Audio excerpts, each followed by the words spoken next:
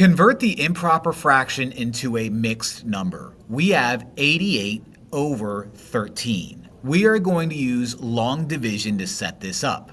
88 is going to be our dividend that goes inside the house, and 13 is our divisor. Now we ask ourselves, how many times does 13 go into 88? Well, let's try 6. 6 times 13 is 78. So I will write out 78 underneath, and we're going to subtract. 88 minus 78 is 10. Now with no more numbers to drop down, that 10 becomes our remainder.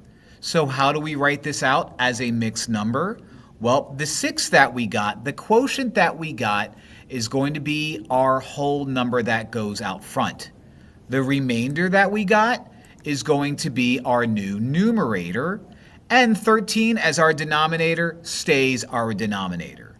So 88 over 13 is the same as 6 and 10/13.